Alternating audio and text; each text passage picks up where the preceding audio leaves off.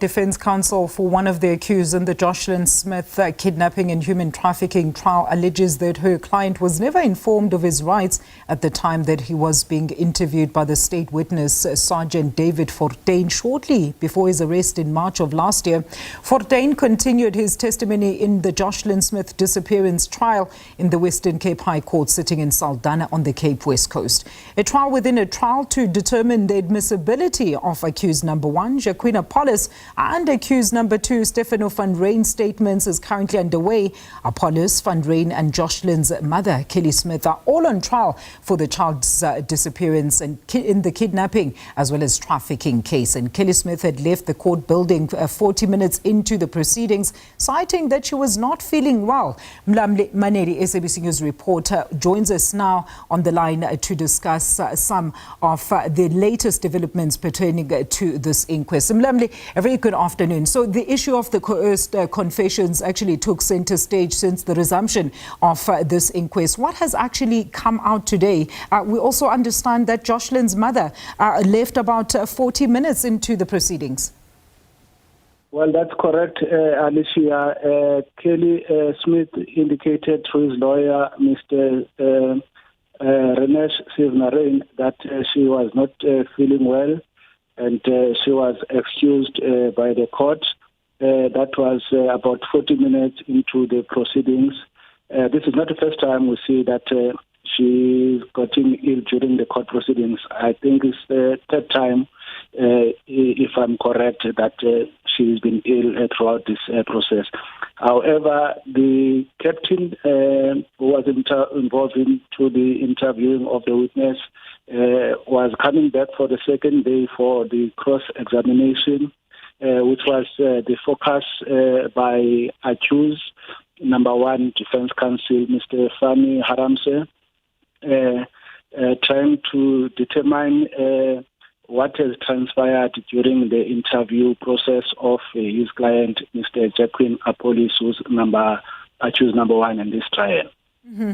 And then, talk to us about what, of course, the accused are saying in relation to the fact that they were actually coerced into making these statements, Mlamli, because we understand that interrogations or interviews of suspects or even persons of interest or any person in relation to any matter should actually be taped and be on video. Yes, that did happen. The statements were taken on video. That was the evidence throughout this week, through which the witnesses tried to convince the court that there were no signs of torture, that a due process had been followed, and a doctor was called in to testify to this effect, because according to the statements of the witness themselves, one, which is accused number one, allegedly fell on and off the police van while he was being transported.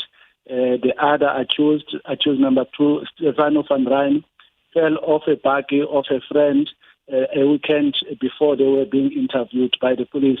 So the process of taking them to and from the doctor is a standard procedure to determine if they have got any injuries before they make their confessions. And post the interrogation stage, they are also taken back to the doctor. Now, that was the center focus of the defense counsel today. Mr. Advocate Fani Haramse asking Sergeant Fortuin that is it possible that when the client was transported from a hotel to the police station, did not have these visible injuries, how come he had them all of a sudden? Mm-hmm. And what was the response to that, Mlamli? And what is currently taking place at this trial within a trial? Yes, what has been clear so far, the police officers who are being put on the stand, the state witness, either they were not on the interrogation room when all this happened, because Sergeant Fortuin has been quizzed around that particular evidence by Advocate Nobahle Mkabayi, the legal counsel for accused number two. just to establish that if he did rape in his rights, which he managed to admit that he did not do it at the beginning, but in the middle, or perhaps 1 hour into the interrogation, and made him aware of his rights. But also now, when it comes to a point where a client alleges that they've been assaulted, you would find out the state witnesses were not on the particular room where it is alleged they were being tortured and assaulted at that time. All right, Mlamli, we're going to leave it there. Thank you so much for that update. That is SABC News reporter there, Mlamli Maneli, giving us the latest on the Joshlin Smith kidnapping and, of course, trafficking trial within a trial that is currently taking place in the Cape West Coast.